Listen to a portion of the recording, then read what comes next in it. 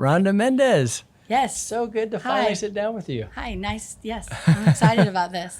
We got to meet you just, I guess, last week. Your daughter came to pottery camp, and we're like, wait, you own Hammer and Stain? No way. And so we got to just connect over that, and I said, hey, we got to get you on All About Waco. I love it. I'm so honored, actually, to be able to do it. And Ruby absolutely loved pottery camp. She seemed like she did, and she did a great, once I knew she went with you, then it's like, okay, I see why you're so good now, because you got funny. She was really excited. And one thing about when I have kids in here, adults too, I love it when they can have a sense of pride in what they did. And she left Maya's camp with that. So I really loved that for her. Yeah. And, when she's here a lot, I obviously love on her. She's my kid. Yeah. And I compliment her and praise her, and she's wonderful. But it's nice that she can get that from somebody else, because it just means so much to her to have that from somebody else. But I think also it kind of backtracks to that when I do tell her, she can believe it a little bit more, because she's heard it elsewhere. Right. So just building that identity piece in. Yeah. Oh, yeah. She had a good time. So that's so fun. Well, tell me about Hammer and Stain. So you've been doing this. So Hammer and Stain, somewhere about 7 years for me total. This is my second studio, basically, Waco location. I've sold the other one, but this was the second one that I opened. Yeah, it was a unique structure you were talking about, how it works. We can get into that in a bit. So, so 7 years. So I had the first one for a little over 2.5, 3 years, and then I've come into this one, and it's been 3-4 years. Okay. So, yeah. You came into it at a really interesting time, too. Yes, I did. So my first location was in Albuquerque, New Mexico, and we got the keys. I started mobile, like I mentioned to you. So we did workshops around Albuquerque. I had relationships with different bars, breweries, churches, private events. We would do events in people's homes and stuff like that. So we started like that and built up a clientele, a following. And then we found our location. So I was new to Albuquerque. I didn't know where to put a studio. So I wanted to kind of get a feel for that before I chose. Right. So it's a pretty crafty town. It's a pretty artistic town. Oh, absolutely. Yeah, for sure. Yeah. And we had so much fun. It was great. Yeah. We loved it a lot. So we found a location, got the keys on March the 6th of 2020.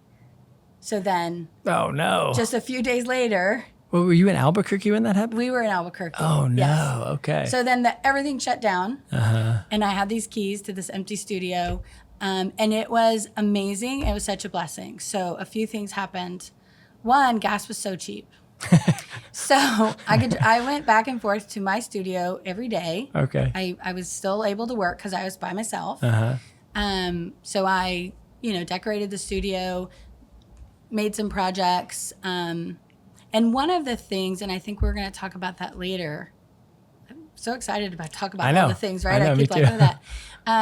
So I have other friends who own Hammer and Stains. Okay, so somebody who's brilliant, not me, said, let's make some kits, because everybody's stuck at home and they can't, they're stuck at home. Oh, yeah. So in Albuquerque, because I already had this following, even though I had a new location, we built all of these, I put these kits together, and my customers would order their kits, and then I would just drive all around and just porch drop off. And families would do it together? Yeah, and then they would do that together, and they would have, craft stuff. So signs, they could order anything, really. So we did that until we could have people back in the studio. Now anyway, that is great, that's definitely lemonade out of lemons right there. Yeah, it was great. I was at work almost every day through the pandemic. Wow. That seems like that's your MO, though. Well, it might be part of, that's. Wow. So what kind of things would you do? It'd be a kit of like. So it just depends. So let's say a mom had like a bunch of children, or, and she wants everybody to paint. So we would have like maybe little wood cutouts of different shapes or animals or whatever. So I would put that in a box with all the paints, paintbrushes, just everything they would need to do that. Ceramics, we would put little ceramic kits together for like the kids. But then I also have adults. I mean, it wasn't just for kids. So some of my regulars, they're like, oh, I was waiting to make that porch plank that says welcome with our family name on it. So I would get the wood. The stencils. I mean, I was at Home Depot a lot, get all the wood, whatever I needed. How smart and then is that? I would print it out for them, customize it. They would tell me what colors they want. I would pack everything up again and just go drop it off on their porch. Wow. And then they could do it. Yeah. So it was great. It was really cool. And there's this really fun app or website. I don't remember what it was. And you just put all of the addresses in. And it shows you the tells fastest you route. Where to go. Yeah. Is it was that right? amazing. I loved it so much. Yeah. It was great. That's really interesting. Yeah. So, this whole world of so Maya's Pottery Camp is kind of our first foray. And actually, that's not true. I used to teach lessons for kids here and there. Mm-hmm. I'm more familiar with how you price products like digital products and stuff. How do you think about pricing kits that would say Mendez, welcome, Mendez family? Like, how do you do that? Is it a gut? No. Well, it shouldn't be. I might gut price some of my stuff more than I should. Okay. They're, again, going back to like this group of other owners. There are definitely owners who have better spreadsheet abilities than I do. I'm like, oh, I love your purple shirt. It's half price. Like it's, and then some people are like, wait a second, you paid this much for the wood and this much for the stencil. And this is your, your paint supplies, divide your overhead by 100 customers every month or whatever your goal is. And that's how much you need to apply, so that information is there. And I do try to stick to that for the majority of the workshops and the projects that we have. I will say that there are a few things in the studio that are a little bit like the heart of what I want here. I want a grandma to be able to bring, and I get this a lot actually. I had one yesterday and I have 2 next week. So grandma has her grandkids over and she wants to do something fun with them. Yeah. I'm not trying to break her bank. Right. So she can have 2 hours with her grandkids. Yeah. She'll be a customer of mine. These kids are going to come back every time they're going to want. And I say that because I see it. Wow. When they hit grandma's house, they're like, when are we going back to Hammer and Stain? And so that's important to me. So I try to price those things for the children, for that a little bit. I'm not trying to make a super high margin on it. Right. And you so want to build loyal customers. So stuff like customers. that, I probably don't stick to what I really should. But I feel like the missing is marketing. I'll just push that into some marketing folder somewhere. I don't know. Yeah. Hopefully we can help a little bit with that. Yeah, exactly. So, that, and then like when larger families come in, we have groups that are coming to Waco for the whatever that is, and so they'll call me and say, we've got 3 aunts, grandma and grandpa, 6 grandkids, so it's a group of 10 or 12. Again, for the kids, this just happened last weekend. The 2 kids wanted to make hats, which is great. Mm-hmm. They press their, what do they call it? The patches onto their trucker hat. Okay. So they wanted that.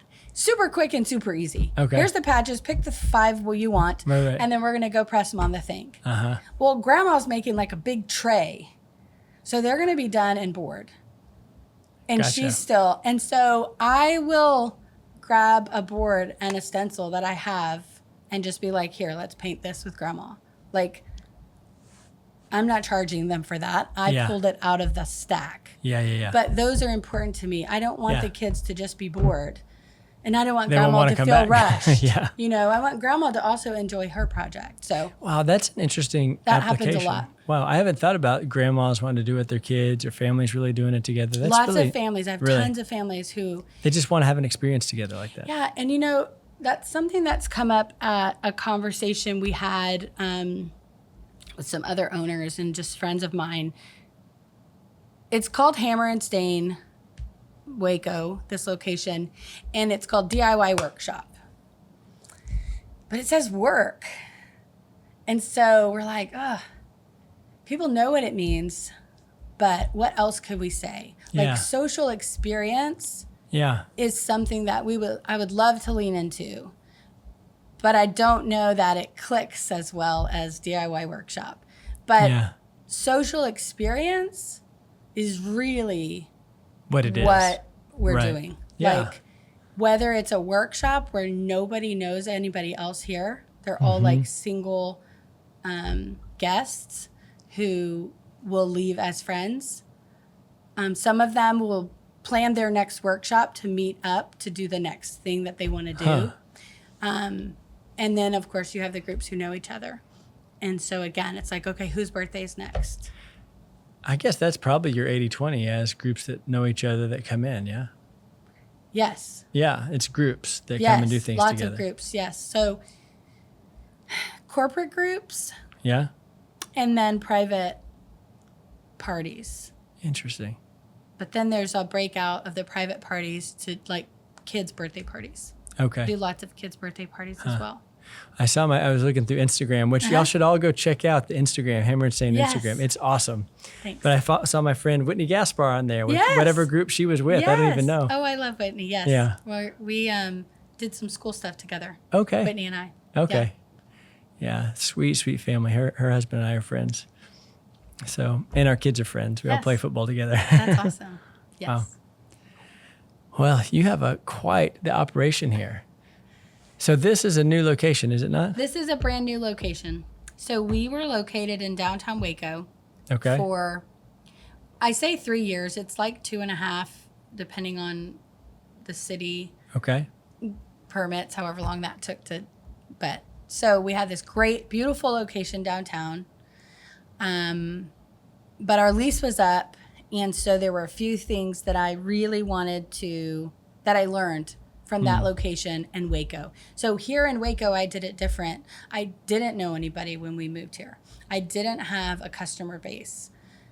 So I built my presence and my customer base at the same time.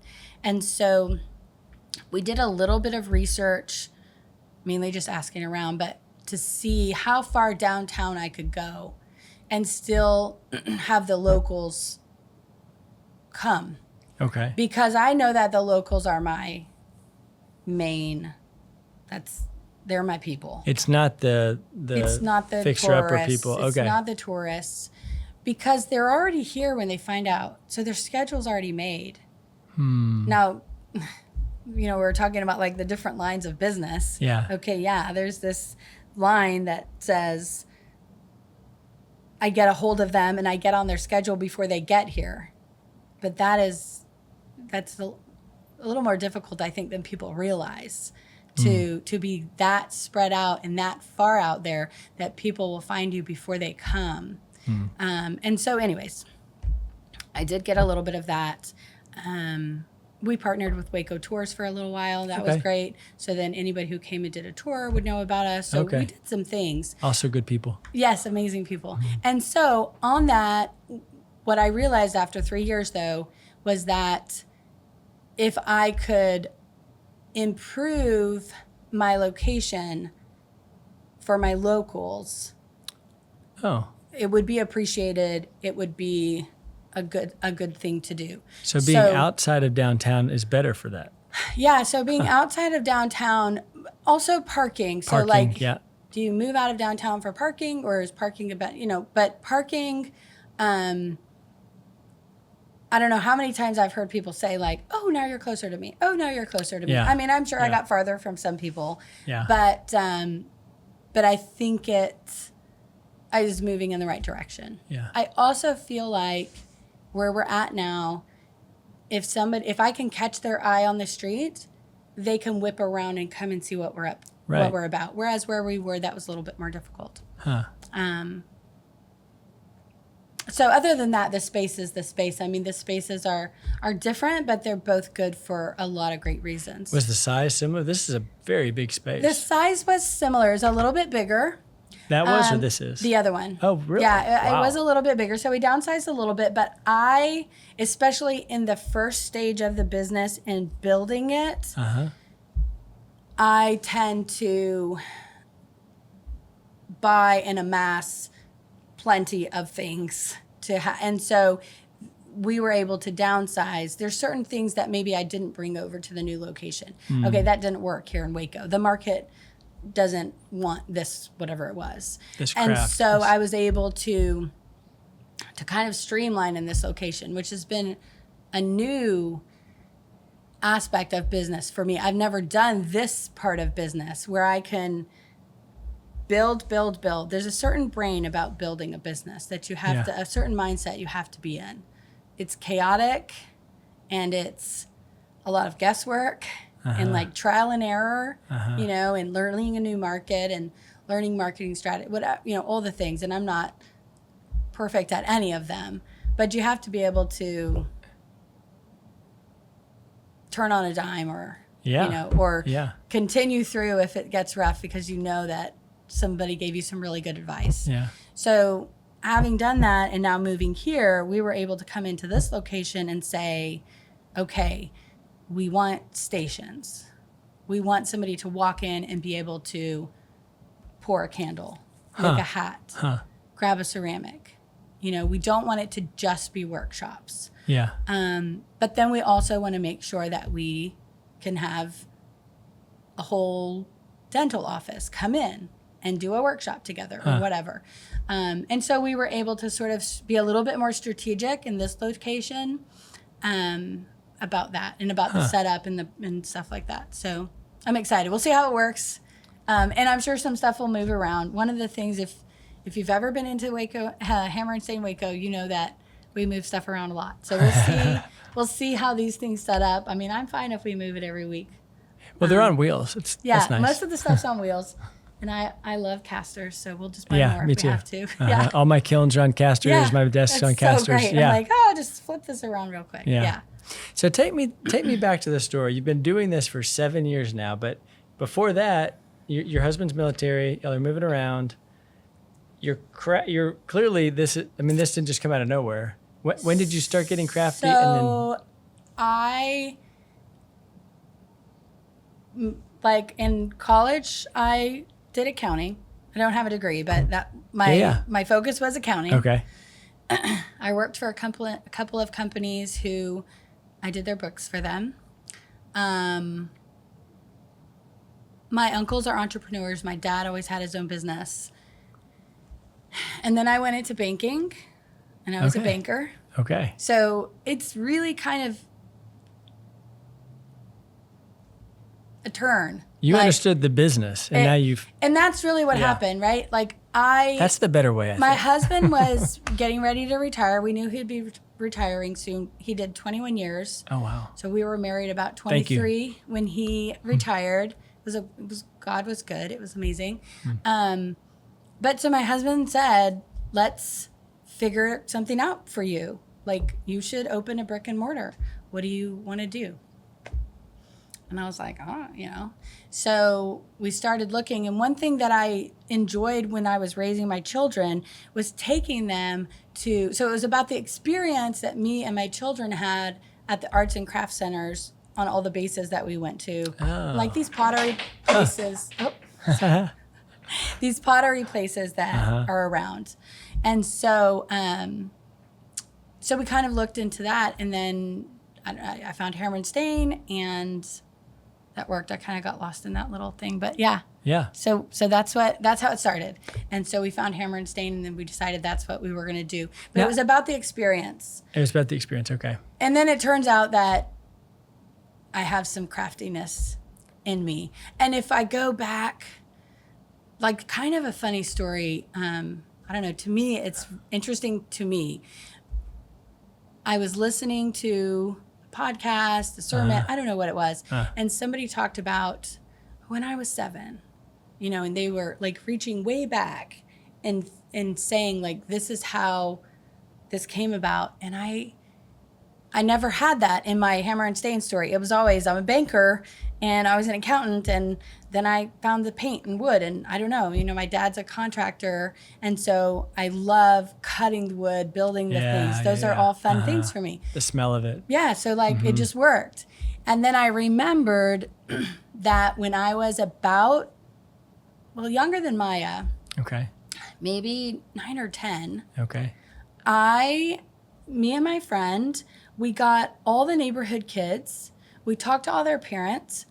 They paid us a lot of money, probably like $15 or $20 for the week. Okay. It seemed like a lot of money. Yeah. And we had all of the kids come over to the house, and we did this little craft camp.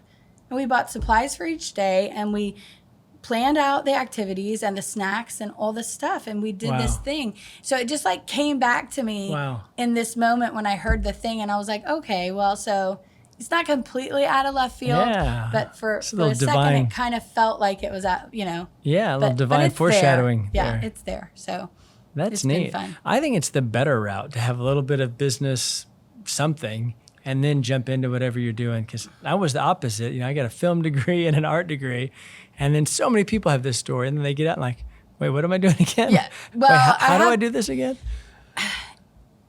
I want to say yes, but I feel like we probably still have some of the same struggles, aha moments. Yeah, You know what I mean? Like, I still hired an accountant. Yeah. Because I cannot do the paint and the books, at all. Yeah. And so my first couple of years, I was like, what is all this? I don't know what to do.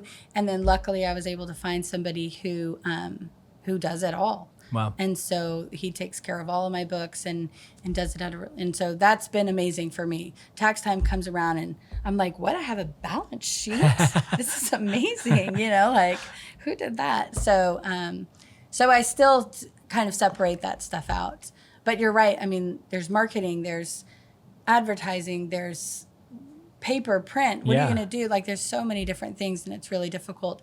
And everybody has advice for you. Yeah. Like, everybody has advice, and you didn't ask me what my struggle was with that, but my struggle with that is that sometimes I want to take their advice, but sometimes I also want to tell them, like, yeah, that's really good advice, and these are the 15 steps for that to work.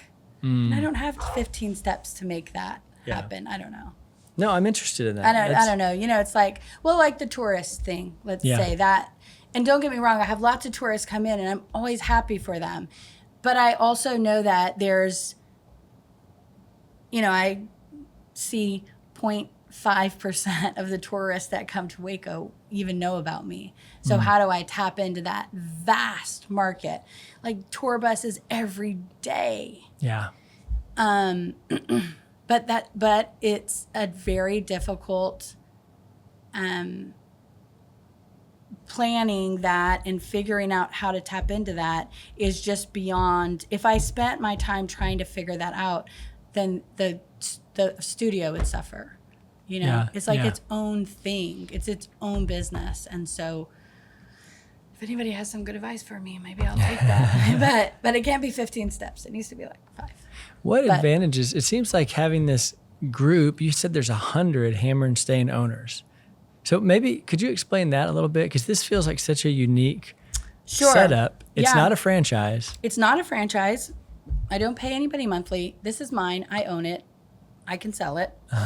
And you bought the license? I bought a license. For this jurisdiction? For this area, exactly. And so I bought the Waco license. And somebody's asked me the flip side of the question, which is why? Why would you pay somebody for a license of something? Why don't you just put like Rhonda's Craft Shop and just do your thing? And that goes back to the whole accounting and banker of me. I don't know how to do this thing, actually. Right. I need people to say, oh, hey, this is the new fad coming in, or hey, this worked out really well in a group setting. And then I have things that I obviously can contribute as well. But so again, there's the benefit is having all of these like-minded people who are in the same path as you. They're doing the same thing. Yeah. They have the same struggles. same wins, and we can look at those together and decide, because I do think as business owners, and I still get lonely because we are all really busy, but as business owners, sometimes it's lonely because who can you talk to? I have a spouse, he's amazing, but he's not in the day-to-day. So when I take him the day-to-day, well, it's the same thing as when he brings his work day-to-day home, and I'm like, okay, yeah, that sounds like a crazy thing that happened at your Good luck work. with that. Yeah, I'm like, oh, I don't know. So it's kind of the same thing. But so having them, I can really, say, hey, we're doing this process, and, mine is crooked, or mine won't stick, or mine is drippy, or whatever it is. And then somebody can say, oh yeah, we had that problem. Here's the solution. And that is amazing. Yeah. I don't have to worry or try things 100 times. I can just be like, hey, that didn't work. Tell me. And then everybody's like, here, do this, do this, do this. Yeah. And the problem is fixed. Or getting supplies. We have great discounts because we're huge. And so we can go into, we can address a company and say, hey, listen, we need this. And we're all going to buy it. So what do you have? Sometimes we have to be careful because we go to some smaller people and we're like, hey, we want this. And they love the idea, but then we can kind of overwhelm them a little bit. Yeah. So, so it's that network and that support that we have that I really value. Yeah. Like resin, for instance, we do resin projects where you can come and you can pour resin. This is a very popular thing right now, charcuterie boards and all this. So it's like the wood and there's a crack in it and you fill exactly, it with the like the river, those kind of things, right? And so there is one owner, and she started it way back when. She's amazing. There's more than just one, but I'm thinking, and so we can go to these owners and say, oh, well, what resin are you using? And then, bam, now I know who I'm going to buy my resin. And I don't have to second guess that. I'm the type of person that's going to look at all the options and calculate all the ounces and the dollar amount and plus the shipping and no, you said it's the best one and the price is good and we got a 20% discount. Done. Yeah. So those are really cool. And you're not in competition. No, not at all. You're all peers. There's no jurisdiction fighting. Exactly right. And so that's really been I really like that. And then I have passions. Like I love mosaics. That's one of my passions. I love this Texas mosaic. Yes, that's one of our favorites. Yeah. So I love doing mosaics. And so then I can share that back to the group and say, okay, listen, buy it from here or here, or, use this kind of grout or, whatever. And so. But in terms of back end, behind the curtain, what am I trying to say? The shared infrastructure that's like logistical websites, taking orders, that's all separate. There's no like a franchise might have some of the operations happen in a central location. It's all separate. So my website is on Shopify. Most of the owners use Shopify because with our license, there's a few things, you get some things like here's a preloaded website. You can do whatever you want with it and you don't have to use that one, but here it is if you want it. Okay, so they have it kind of like this is one of the things that you get. Yes, exactly. Your logo. There's yes. Cool. There's lots of marketing stuff that you can have when you do that. And so, but that's all mine. I mean, my Shopify is mine. And then we have a Facebook page. That's really the big, we have a Dropbox and a Facebook page. Okay. So Dropbox and Facebook page, between those two, that's where we can share information. If I design a file, because we use a lot of stencils, files, we do a lot of laser cutting and stuff like that. Oh, cool. If I design a file or if somebody designs a file, then we can put it in one of these locations and then everybody can use it. That's really neat. Yeah. I'll tell you one of the things, and, from a marketing standpoint, I think that you can appreciate this. The other thing is like photos. And we're all share studio. We share everything. So if, somebody's going to make something and they take a picture with their class making their blankets or whatever it is, I can take that photo and I can use it. So especially just getting started, that's super helpful because I don't have to go make everything to take a picture of it to then say, hey, we're going to do this. I can say, hey, look at this really cool project. We're going to do it. And here's what it's going to look like. And so that for me, because I'm not a good photographer, that's not one of my things, I definitely utilize that aspect of the network a lot, is to use other photos and stuff. Yeah. Well, I don't want to dominate I'm so interested in those questions. So I'm pulling them out. But so someone walks in. Here's one question is, what percentages of your what percentage of your people come here, and then what percentage are you still mobile? Yes. Yes. Okay. And what is that? I was just at an event this morning. Yeah, that's right. Okay. So yes. And it really just depends on the situation. So for instance, this morning we had a group of kids that are enrolled in a camp, and that camp wanted me to come in and do a little activity for them. Okay. And so easier for me to go there than it is to bring all the kids here. Right. So I just went there. We do a senior program for Woodway, the city of Woodway. Huh. So once a month, it's called Crafting with Rhonda. Okay. I think that's so fun. And so we go over there and do a craft with the senior citizens. So we've done doormats, they've done candle pouring, just kind of whatever I plan for the following month. Next, I think this month in a week or two, they're making trucker hats. So cool. I know. They're like, what? I'm like, you're going to love it. It's fine.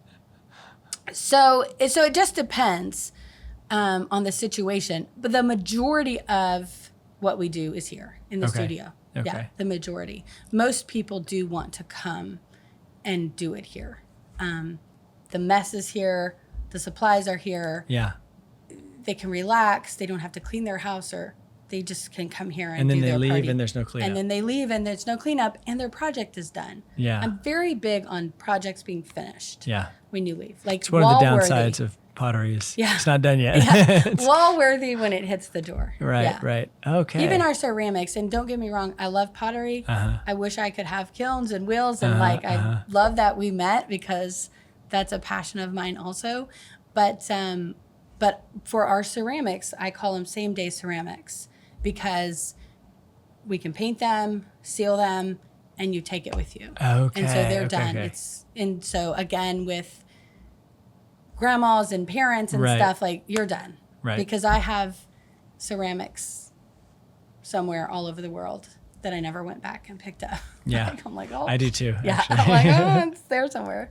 It was a fun experience. Did you live overseas? We did. Okay. We lived in Germany for 4 years and Italy for 3. Oh, wow. I have a son who's 22, and he was born in Italy. Okay. And then my daughter, who's 20, I was pregnant with her when we came back to the States from Italy, but she was born in Las Vegas. And then I have a 11-year-old who was born in Germany. Okay. So, yeah. Wow. I got to meet 2 of the 3. Yes. My son is graduating from the Air Force. No way. Boot camp next week. Up in Colorado Springs? No, he's at boot camp San Antonio. Gotcha. Okay. Yeah, so fun. Yeah. Wow. Well, that's neat. So people, how do they find out about you? Because it's mostly mostly fishing locally. Yes, mostly. A lot of word of mouth. I mean, if people were like watching this and wanted to, then it would be Facebook, Instagram, my website. It's all Hammer and Stain Waco. So at Hammer and Stain Waco or www.hammerandstainwaco. And then my phone number's out there everywhere. Okay. And so do you prefer them to book on the internet or call you? Everybody does something different. Whatever. So either way, Okay. it's just whatever. On my website, there's like a contact us. So I get a lot of those where people will contact us and say, I want to have a birthday party for my mom on this day, and we'll set it up. And the way that we do like parties and stuff like that is we'll book the date and then I send a link out to the host. And the link is, she says we want to make doormats. Mm-hmm. So I build a link for her, send it out, it has all the information for the party, and it has all the design options that they can choose from. Because they can all choose different designs. They can customize it with their name, whatever. And so each of the participants gets that. They can order whatever they want, and then I get the orders. And then that way, when they come in for the party, everything's ready to go. And so I have all the stencils and all the projects laid out for everybody. That's neat. And so it's, So does the host send that out, or do you send that out? The host will send it out. Yeah. Okay. And then we set it up two ways. Like birthday parties, private parties, birthday party, kid parties, but like adult parties, like get-togethers. Mostly everybody's paying for their own things. But then like a kid's birthday party or like a corporate event, then they'll still place an order, but it doesn't charge them. Like I have it set up where they can still go in and place their order, but then I can bill the corporate or the birthday mom or whatever. So I still do it the same way so that I can have each of those orders. Okay, cool. Yeah. But like when a dentist office comes in, they're each doing their own payment when they walk out the door? You said some groups come in, they pay that per project, or? No, so like a dentist office, that would be like a single pay. Okay. So all the people would place in their orders, and then I'll just send an invoice to the office manager or whatever. Okay. But like a adult birthday party. Okay. Or something. Where there's or like a variety of things they can do. Well, and when it's just or like a mom's night out. Yeah. I do a lot of those. So each mom is paying for their own thing. Yeah, that makes sense. And so then it'll be, everybody just pays for their own and nobody has to worry about it. And you send out all those invoices? When they go on, they send out the link, and when they go on the link, it basically just sends them to the party, and then they choose what they want, check out, pay it, and they're done. So cool. Yeah. Okay. And that happens on the front end, yeah? Yes. Yeah. Yes. Yes. Maya had 2 no-shows in this last camp. It was booked, and she had some people that wanted to, and she turned them away, and then she had 2 no-shows. She's like, I got to figure this out. Yes. Well, and very good for her. I'll tell you one thing, and I think I did message her and tell her. So she put out wherever, I think it was on an email group, that I saw that she had camp. So I messaged her and I said, I'd really like to do this for my daughter. So then she had contacted me about it. And I saw the contact come through, but it gets, sometimes it gets lost. Was that on Instagram, Facebook, email? Where did I see that? And so I couldn't find it. And then I'm busy, and we were moving locations. Right. And so just a few days before the camp, she messaged me again and said, hey, are you still interested in this spot? And I appreciated that, and I thanked her for reaching back out. And I know that's a hard skill because especially in today's age with this whole like, oh, you left me on red. Like, I hate this. I didn't leave you on red. Like, I clicked it and I was driving, or not that I was clicking when I was driving, like I was busy. And so I think it's very important to her that she reached back out, because I was 100% interested. Yeah. I was not trying to ignore her or try. I really wanted to do it. Yeah. And so by her reaching back out, we were able to secure the spot, versus if she would have been like, oh, well, that girl's not messaging me, I guess she doesn't want it. A lot of people do that. Yeah. And so that's something that I tell my kids a lot too is, you have to flip that around to the positive of it. Like, you could be helping them, they can tell you if they're not interested or whatever. And you can word it to give them an easier way if they need an easier way to say no or whatever. Yeah. But to just ignore the situation because it feels uncomfortable, you could have, missed, Ruby could have missed out on a pottery class. Yeah. And so, I thanked her. I was like, thanks for reaching out again. So that's so great. See, we have common ground there too, because we both are trying to educate our kids, but also instill in them entrepreneurship. And like, I remember we were driving up to Tulsa when she was sending those out. She was in the passenger side sometimes. Yes. She was hammering out the email. Yeah. How should we what say do I this? say? Exactly. And then the response, the back and forth, and they had an email, and she has the spreadsheet, and it was so fun. We're going to remember those our whole lives, 100%. Oh, speaking of the kids, it's so important, like having our kids watch us through this. And I don't always feel that way, right? Sometimes I'm like, oh my gosh, my poor children. I know. You know? I know. But then when you can see the positives and you can see the benefit of it, that's amazing. One time, I'll try and make this quick. So we just moved to Waco. I just opened my store. I had no location. I had nothing. And I got a call from this conference in Dallas, Pinners. Love them so much. Come see us at Pinners. I got this call from Pinners, and they said, hey, do you want to teach this workshop that we have booked, and we have no instructor for it? And it was for a chunky knit blanket.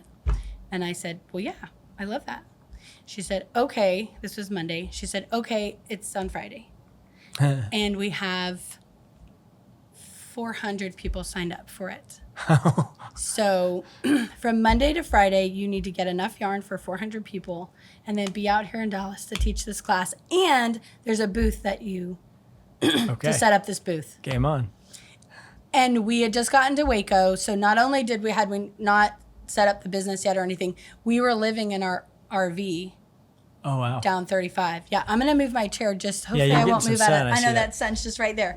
But keep telling your story. I'm going to reframe this. Okay, cool. So, is it fine? Okay. So of course I say yes. I'm like, yeah, let's do it. And I get the yarn ordered. I know it's going to be here on time. Everything is good. And we rented a hotel room here so we could have a hotel and not be in an RV the night before. I told my husband, like, okay, go here, pick up the yarn. You need a U-Haul for the yarn. No way. Yeah, it was a lot of yarn. So like that kind of yarn right there? Yes, the big chunky yarn. So I ordered like 46 boxes of it. Oh my goodness. It was a goodness. ton of yarn. So I was like, go get a U-Haul and go pick it up. So he goes to the store, he gets there, and he's like, this is not going to fit in my truck. No way. So U-Haul's closed.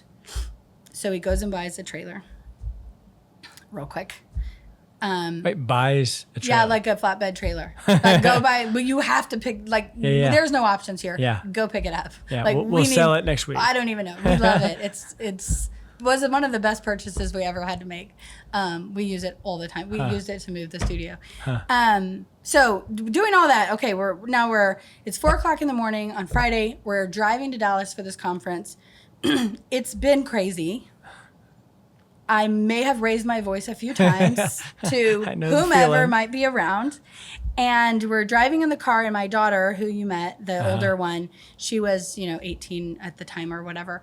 And we're driving to Dallas, and she says, wow, Mom, I don't know exactly how this is going to work or how you're going to do this, but I know you're going to do this. Wow, come on. She's like, you are totally going to do this.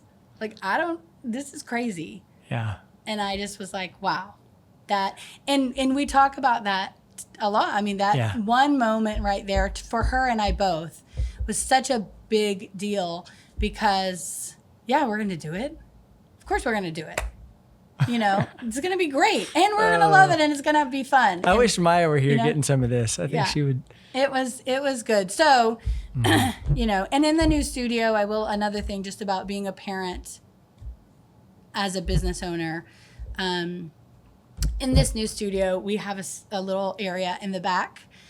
So we have our storage and stuff back there. But then in the back, I marked off, it's about maybe like a 6 by 8 foot section. And that's Ruby's section. Oh, so come on. We bought her a couch for back there, and she'll have a little rug. And since we homeschool, she'll have a little desk and stuff.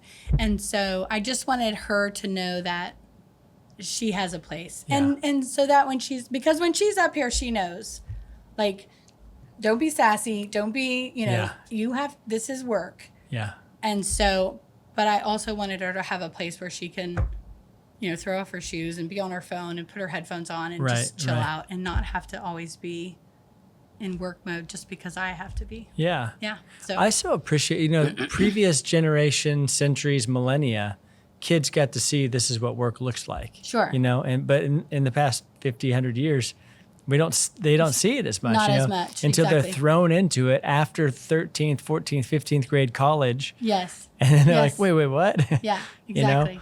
And so Well, she gets to see it. And back to my other daughter, she just got her first real job, like clock in at a business and that kind of thing. And but she's worked for me for years, and then I've said, oh yeah, hey, my daughter can help you to other business owners. So she's done that kind of stuff before, but this is her first like real job. And she was talking about it like, this is my first real job. I'm so nervous. And I was like, you're fine. You're going to kill it. You've been doing so much for so long. You know how to treat people. You know how to talk to people. You know not to say, certain things. Like she was like, I don't want to tell people it's my first day. That's so weird. And I was like, then don't say it. Yeah. You don't have to say it. It doesn't matter, So She carried herself so confidently. Yeah, she came in, Yeah. shook my hand. So sweet. She's cute. She's a delight. Thanks. Yes. Wow. Well, what else would be good to talk about I don't know. I'm like, this is Waco, and I want more people coming in here because this is just really cool. So we haven't talked about like what we offer. I mean, we talked about the business a lot. I think the business is just on my mind because the move has been so business related, and why are we doing this? And but let's talk about in the studio. So when somebody comes into the studio, whether they're here for a workshop or they're just walking in, we have something for everybody. So resin pouring, we mentioned. So 2-part epoxy resin. I want to do that sometime. That sounds really fun. It's really, really fun. And we have a couple of different options. When it comes to a workshop, I think the thing to think about, although I said earlier, like it's all about the social experience, and it is, but also in that experience, I want to make sure that people are comfortable and confident in what they're doing, and they don't have to be an expert at any of this to have that feeling. So maybe their friend just drugged them here and they hate doing crafts. And believe me, we there are get some a people lot like of that. Absolutely. I have 2 sisters that come in, and one of them just is like, oh, it's her turn to pick, And so I'm like, okay, well, I just want to make sure she does have a good time too. Right. So all of the workshops and all of the projects are set up so that the artist can take it to their level and do all of the creative, crazy, whatever they want to do beyond me sometimes. I'm like, okay, yeah, you got this. And then the not creative person has everything laid out for them so that they can't fail, so that they're going to have something amazing when they leave. And that is so important to me. And I always make sure that my instructors also are doing that, and they know that that's the most important thing. I don't want to take it as far to say like I don't care what people leave with. That's not true at all. I very much care, but I really care about how they feel about themselves and about how they feel about their experience. And so resin, we have the resin pouring. We do the ceramics. We mentioned the same day ceramics. A lot of the adult ceramics, mostly bisqued, and then it's bisqued, yeah. So, and for the adults, it's mostly like light up nostalgia Christmas items. Nice. That's sort of what like this we got into. Yeah, so like the big Christmas trees that light up. Your grandma had them. Yeah. So this is all fun for people to come in and, some girlfriends or a group of friends, and they have some mimosas or coffee or whatever. Okay, and y'all do that too? And they're painting, and they're painting all their whatever it is. And then for the kids, we have, that's one of my things that I said that I maybe don't price accordingly. Okay. Is the kids' ceramics. Because I know that these are quick and easy things that parents can come in and bring their kids, and they can paint this and, like I said, seal it and take it out the door. It'll be with many moms for decades. Everybody's happy with it. Yeah. You know what I mean? Yeah. Yeah. It's right there on their windowsill in front of the kitchen, getting dusty. Yeah. And so those I try to have all the time. we have the wood signs. Like the wood signs are always like, I was like, this Miss Curry, that's just like a wood sign. But like for the house, the like, welcome to our home on the front porch sign, those kind of wood projects. We do a lot of those. We did one this weekend for a mom, so adorable. All she ever thought about was having a sign that said Ohana with her family name on it, and that it says like, as for me and our house, we will serve the Lord. And she just had always had this sign. And so I said, all right, let's make it. So I got my computer out and we figured it out and showed all the options, and she made it and she loved it. And it was like years in the making in her brain. Like she even was like, well, I like these colors and I like these colors, but it's always been in my head just black and white. And I was like, then do it black and white. Like perfect. It's great. So lots of wood signs that we do. And then we have some of the like newer kind of things that we've added so that people can just kind of like walk in and make something if they want to. We still do parties with them, but like candle pouring. Like candle pouring doesn't have to be a very long drawn out thing. And so people can even just, if they're here doing a resin pouring, they can add a candle onto their experience. So they can pour it real quick before they go. You just like heat the wax and fill a mold Yep. So we have all the scents and the stuff. And so candle pouring, the hats Is that the station over here? That's the station in the far corner there. There's the scents up top? Yeah, so those are the scents, and then the vessels, Neat. and then we have the wax, and they're wood wicks. So we love that so much. That the crackle wicks. Yep, I love that. And then past that is the trucker hats and the brimmed hats. So we do both hats. And then the mosaic station. I always have mosaics available for walk-in. I always have mosaic pieces. It's something that I love so much. So is it glass? What are you using for the? So we have different glass. We have some Venetian tiles, which sounds fancy, but they're really just like a standard kind of mosaic tile.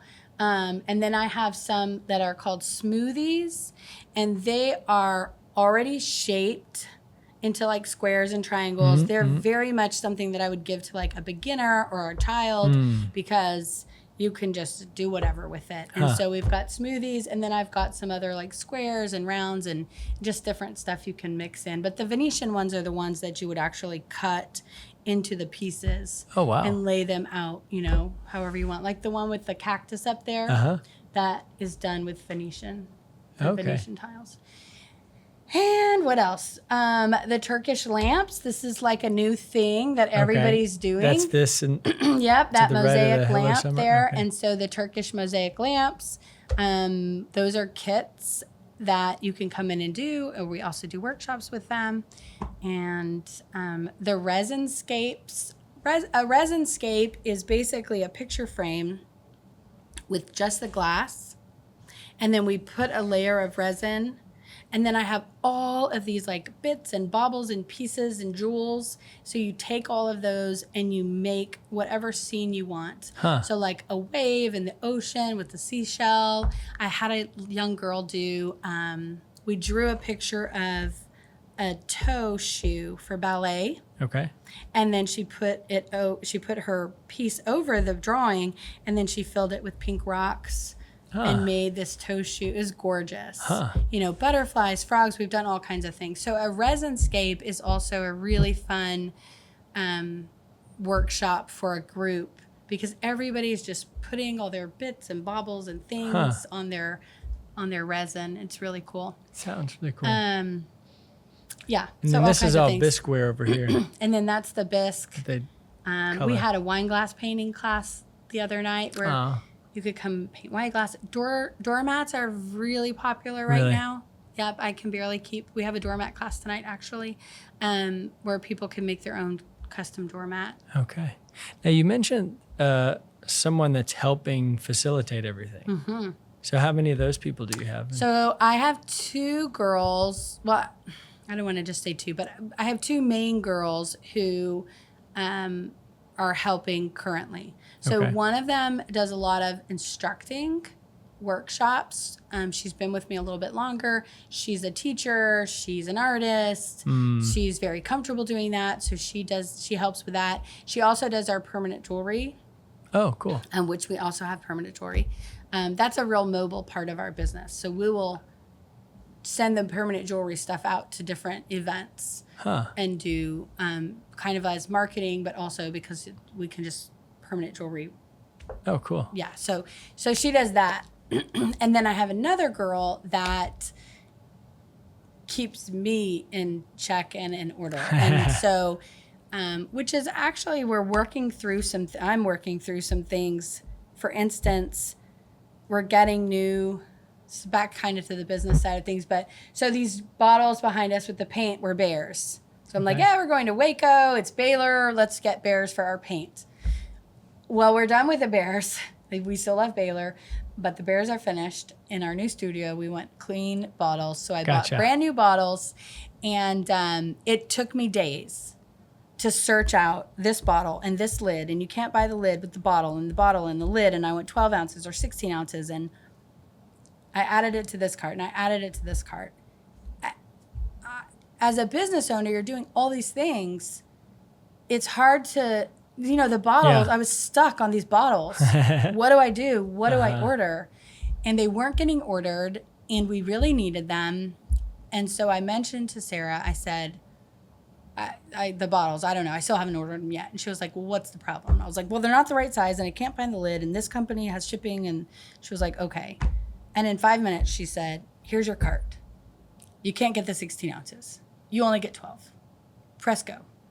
Come on. And I said, okay, am I still upset I can't have the 16 ounces? Maybe. But they're ordered, and they're here, and they're ready to go. So she's been a real help on that side of things. We were moving. I need to do summer camp. Summer camp's a big deal for the bottom line of the business, but also I have kids who they want to come to my summer camp, and like their heart's going to be broken that they didn't get to go, and they don't understand that it wasn't them, or it was just because I couldn't do summer camp. And I was telling Sarah, I don't know, I can't get my brain around it. I don't know what the schedule needs to be. So she said, well, what are you thinking? So we had like a 5-6 minute conversation kind of, and then the next day, bam. Sarah sounds like a keeper. Sarah's the keeper, and here's the thing. And then the best thing about it is I can say, oh, I didn't know we were talking for real.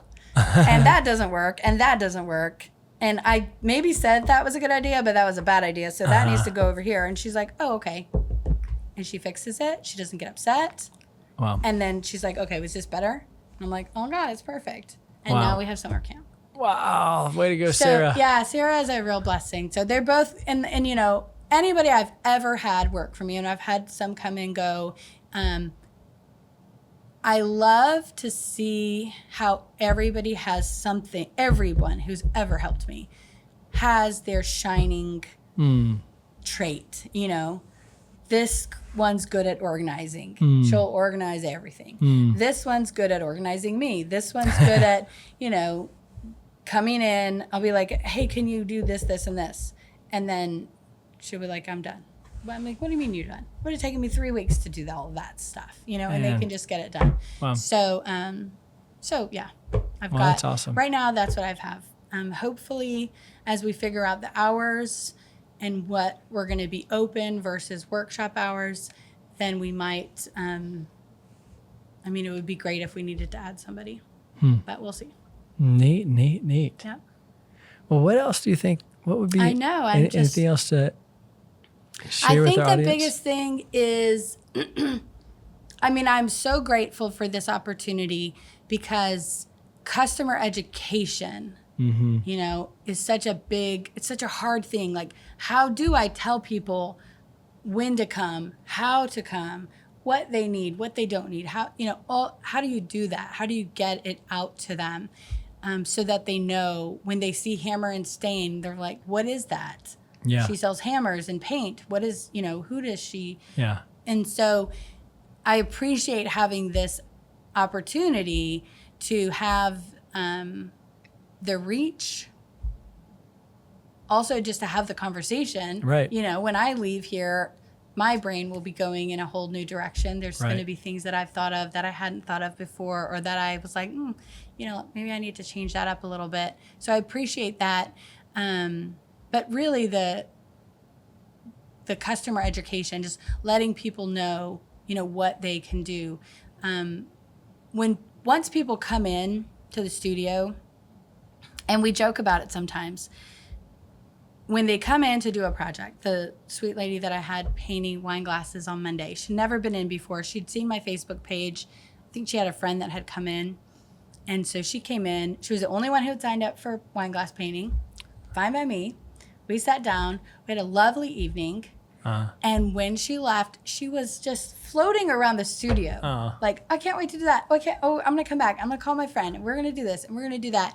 And so I joke, and I say, like, that you'll be back. Like, I just need to get you in the door once. Yeah. And then you'll be back. You know, everybody wants to come back. And that's not me, and that's not it's just leaving all that out for a little bit and just being able to come and have a space where they can enjoy all that there is to enjoy, and just have a break and a moment to, you know, have clarity, and have conversation. Yeah. You know, I'm a talky person. Yeah. And so, you know, we talked all night and found out about vacations and, you know, whatever. So, so the main thing that I would tell people is just go see Rhonda. Just get in the door. Just go and see Rhonda and see what's going on. Yeah. And that's why I have my cell phone out there. I mean, I know some business owners, and maybe I have my cell phone out there because I couldn't figure out how to get another number. But anyways, my cell phone's out there. And so I love getting texts from people saying, you know, so-and-so told me to text you about coming in. I'm like, yeah, let's do it. When do you want to come in? Wow. So what is the average group size? What kind of group size do you like to have? Well, I mean, I feel like going back to that spreadsheet, the goal group size would be like 12. Okay. On a public workshop, that 12 would be amazing. You say public workshop, like it's open to whosoever. Right. Like on my website, doormats, Wednesday night, 6:00, come and just show up. Yeah. You know, order your thing and then come in. So that would be a public workshop.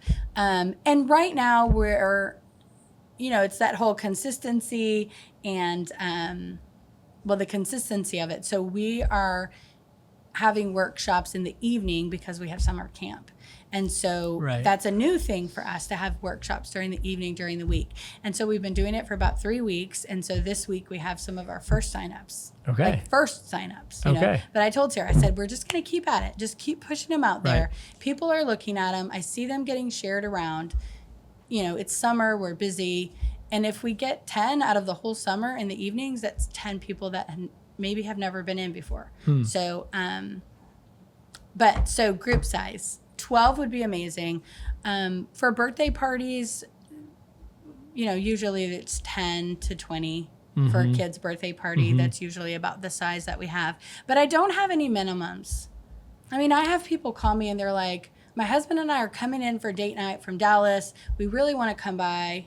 All right, come on, let's do it. Like, it's fine. Wow. Yeah. And you had the one wine glass wine glass. Yeah, I'm not. So on our summer camps, we put this tagline because we did it late and I was kind of nervous. I said, well, make sure you put out there, like, if we don't have enough signups, that we'll, you know, cancel, refund, move around, whatever. But I'm probably not going to do it. Like, I hate canceling anything. Right. You know, like, people are relying on that. And then also it goes back to the thing, like, I just said, if I get them in, they're going to be friends and customers. So why do I want to turn them away? Like, let them come in. Right. You know? So tonight we have a doormat class. We've got 2 people signed up. Public workshop, or is it public workshop? Okay. Yeah. And then corporate events and stuff. So at my old studio, I used to say up to 55. Because we did a couple of workshops that had like 55. Yeah. Wow. So I haven't pushed the limits of this space yet. I'm not sure I could do 55 in here. But I probably would try and do 45. Yeah. And so it just depends. We'll have to see. But there's no minimums. There's no, and for somebody over 55, we definitely do upwards of 75, 100 in a workshop. And that's just like, where are you located? What can we find? I've been to some schools and done some teacher workshops, like if they're in-service days. And so I'll just go to the school, and then that way, in the cafeteria or whatever, everybody can do their project. Neat. Do you do more public workshops or more private workshops? About the same? Well, it's like last week we had 3 public workshops, or 4 public workshops, but nobody came. Remember, because we're doing this evening thing. Right, so, if I'm looking at the dollars, definitely private parties are my thing. Bread and butter right now. Yeah, private parties are my thing. But your goal is to have more public workshops? I would love to have more participants in the public workshops. But I'm also... No, I don't want to say I'm fine how it is. No, we need more. We want more people to come. Yeah, we do. We want more people to come. So, but private workshops, birthday parties, those kind of things, those do really well for us. Okay. Yeah. Well, this is a delight. Thank you so much for letting me come. Yeah, absolutely. I'm pleased. I want to get my family around this table doing resin or something, because I want to experience this. Absolutely. It is a lot of fun. It is. And I mean, I could talk about it all day, but also, like, I love to see, I'll give everybody the same materials, same stencils even sometimes, and you get completely different projects from every single person. Yeah. Same paints, same everything, and they're all different. And you can really see people's personality in it. And so, yeah, I love it. That's awesome. It's awesome. Well, I can tell people, when they come, they'll have a good time here. Well, awesome. I appreciate that. Rhonda Mendez. Thank you so much. I appreciate it.